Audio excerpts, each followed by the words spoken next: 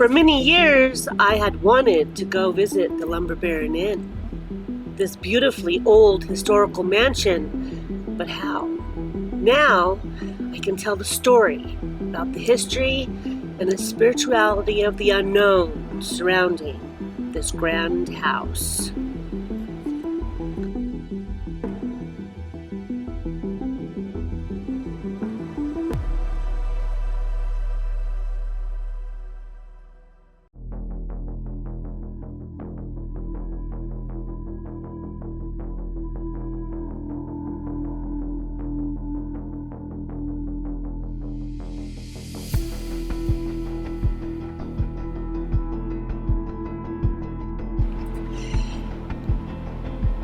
In 1890, John Mowat had migrated to Denver and amassed a fortune in building 200 wooden buildings in and around Denver.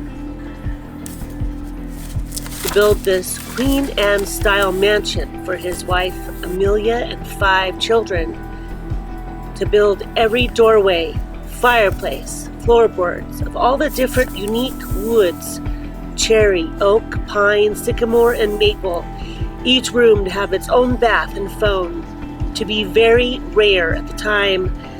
To be the grandest built home in the Potter neighborhood, overlooking the very rowdy mining camps of early Denver City.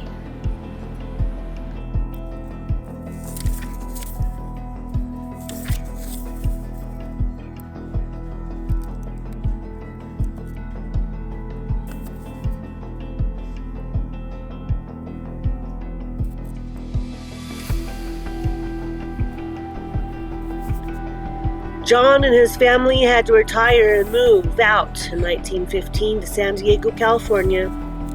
The mansion sold to a successful miner who loved the neighborhood children. The 3rd floor had been used to throw lavish parties. And then to a children's playroom, always caring for those beautiful maple wood floors. Yet times change and move on. Lawyers bought the property and changed the mansion into an apartment building. From World War II towards the 1970s, the mansion became a dilapidated, run-down, drug-infested apartment complex. After they moved,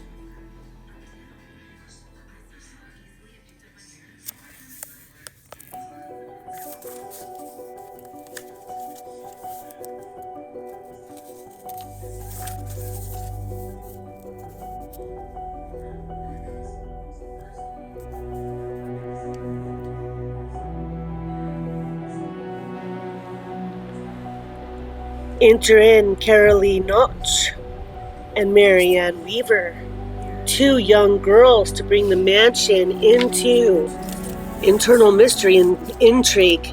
Karen Notch was a 17-year-old runaway living in one of the apartments for about $50 a month. Her family had just found her and persuaded her to come back home. Within a few days, she had planned to return home and start a new job.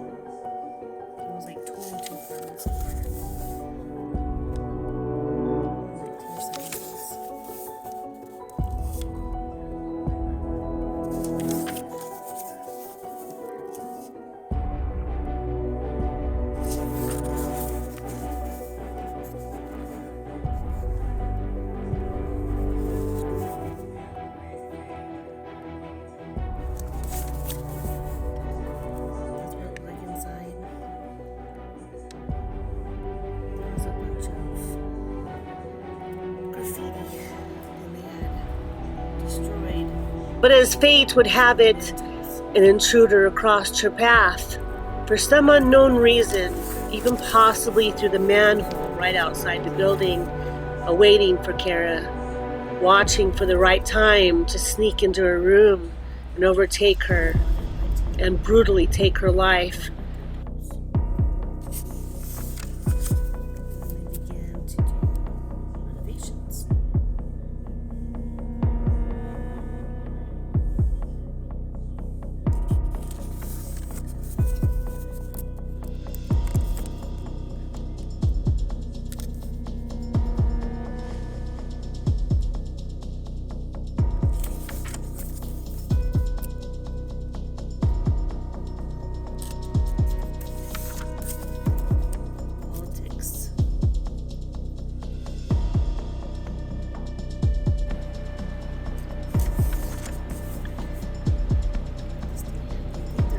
Kara's friend Marianne had come over to see her friend and stumbled upon the terrible scene, and her life was also horribly taken. These crimes were investigated vehemently, but categorically went cold. The suspect to never be caught.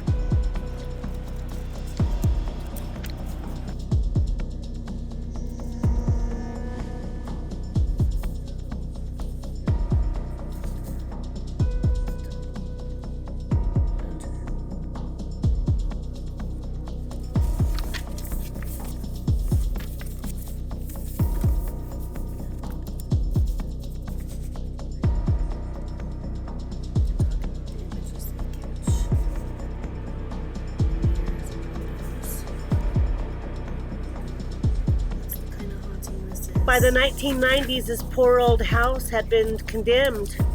Then in 1991, the property would be purchased by the Keller family, who would renovate the mansion back to its former glory, now to host yoga mornings, weddings, role-play mystery weekends, and overnight guests.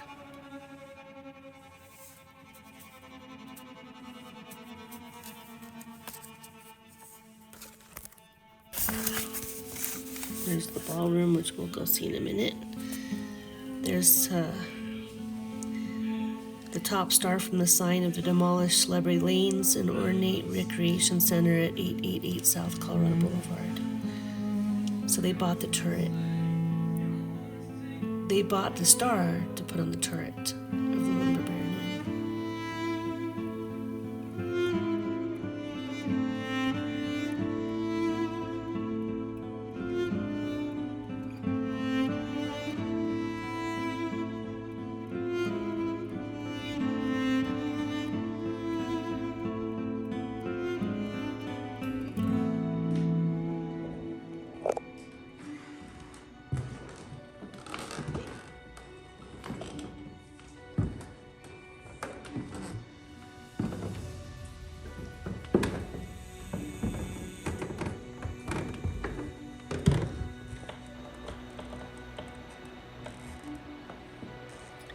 I took a moment to roam the house at night, to look at the pictures and beautiful architecture.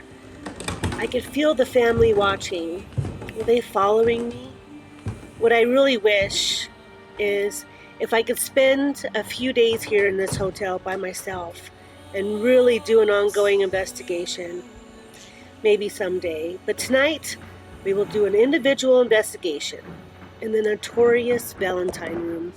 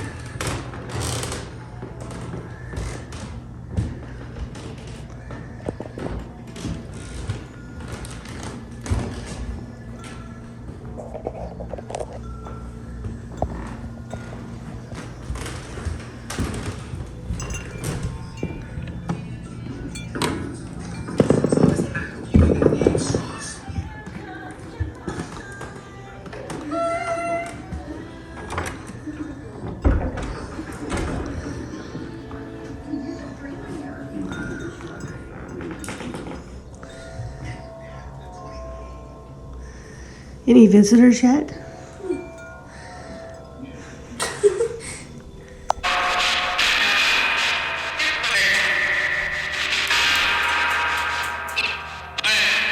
Anybody want to come and tell us anything? A message?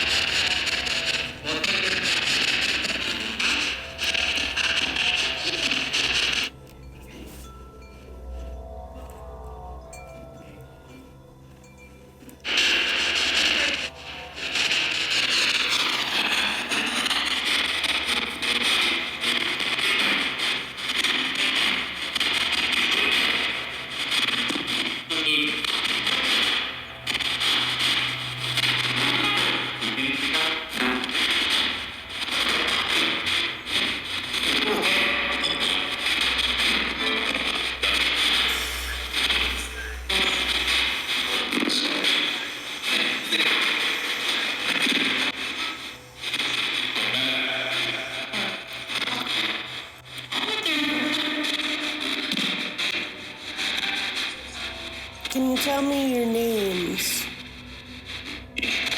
Whoever is in this mansion.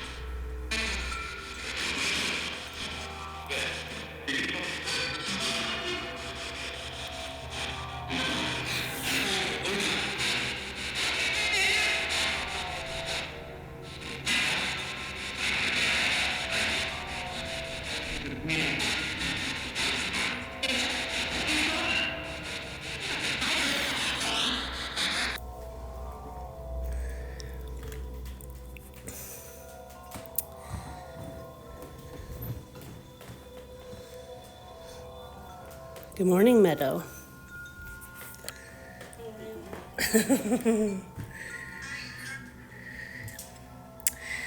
This is the Valentine room.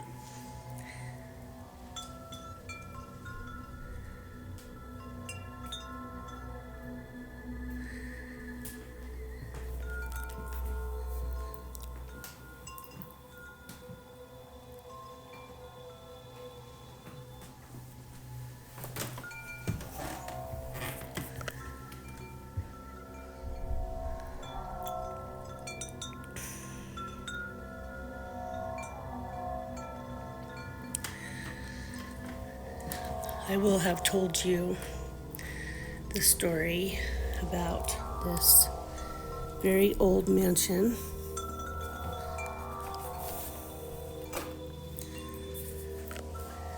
And what happened here? We had our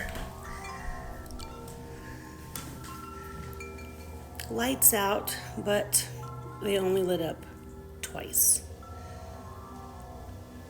And then nothing else.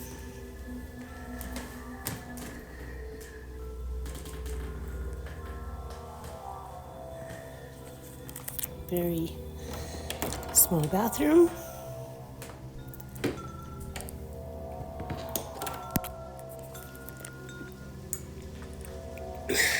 And a shower.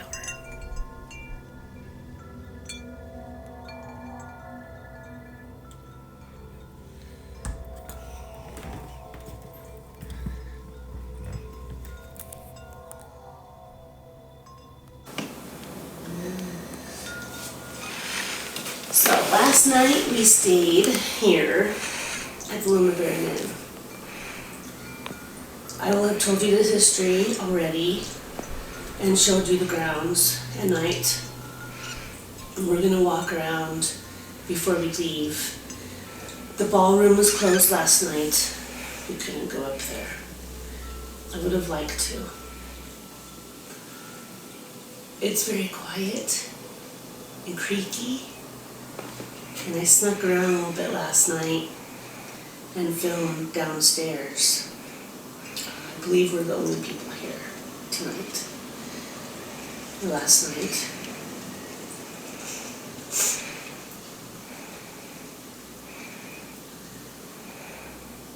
Do I think this inn is haunted?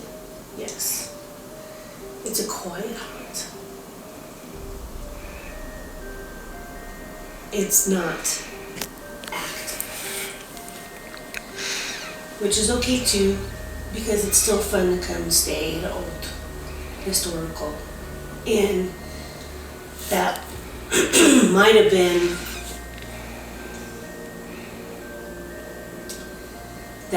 been torn down. So I'm very happy to see that it was completely restored back to its former glory. Of course, it's 100 years old plus, so it's very creaky, but the old wood floors are cool, and it gives it this sort of charm. Like this morning around 4 a.m. the place got a little bit active. We heard footsteps. I heard footsteps coming in and out of the room. And then we heard footsteps up there. Could have been someone in the hotel. I don't know who's walking around at 3 a.m. But it didn't really sound like human steps. It sounded maybe possibly residual, or maybe someone walked around here.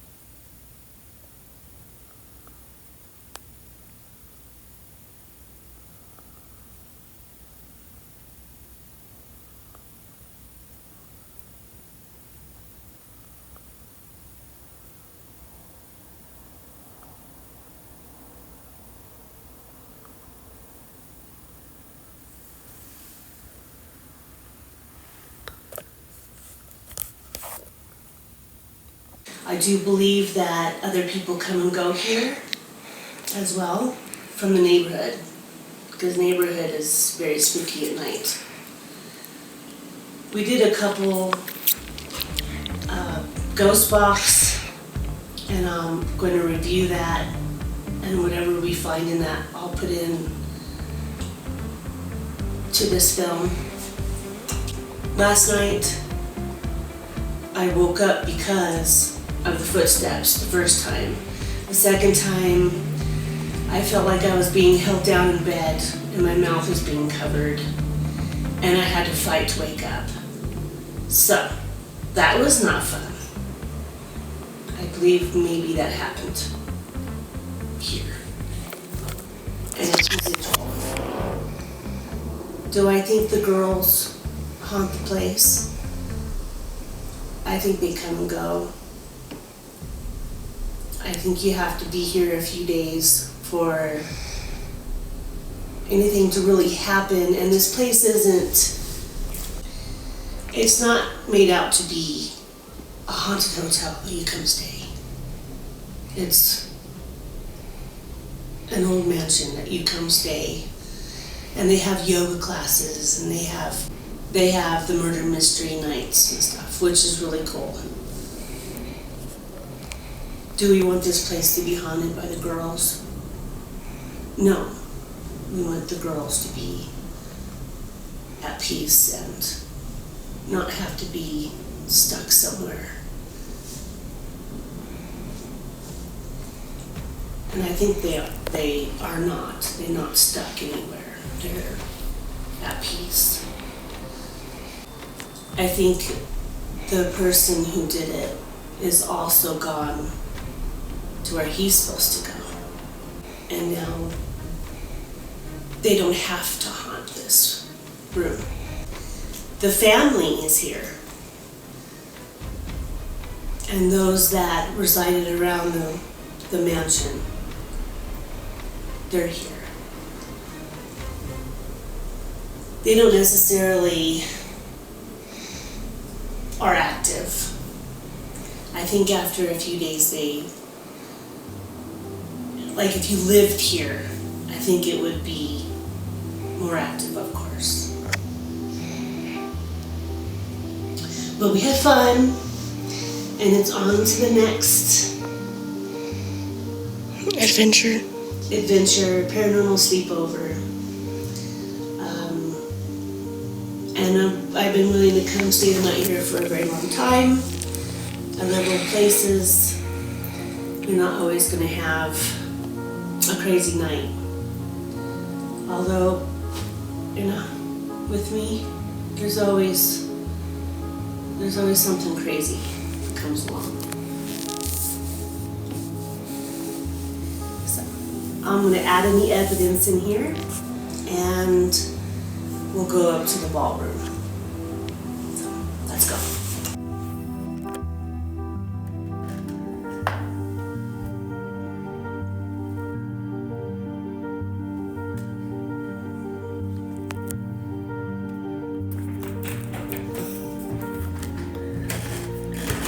This mansion has so many unique artifacts, pictures and paintings. Last night, the ballroom upstairs was locked, and this morning they unlocked the room. So who was roaming the house at 3 a.m.? Who was upstairs with footsteps and lowered voices?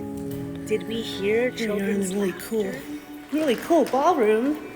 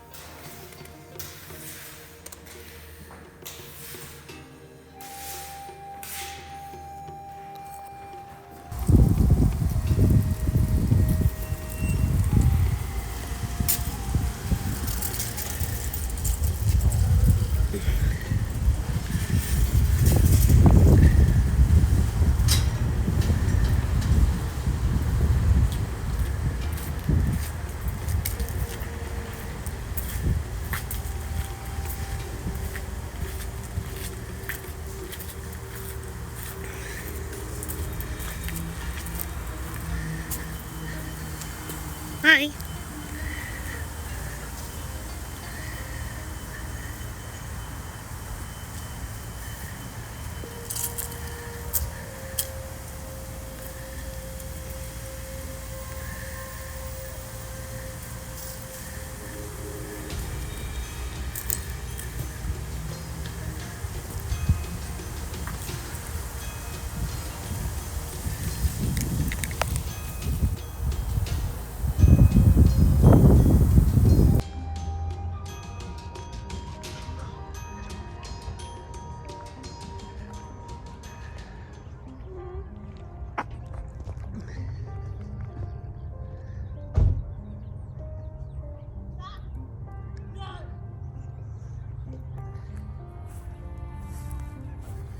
Here's Marianne Weaver, August 27th, 1952 to October 12th, 1970.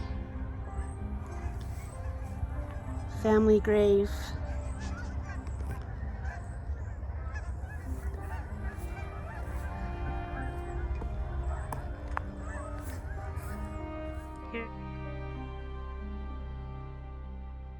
Here at the beautiful Mount Olivet Cemetery.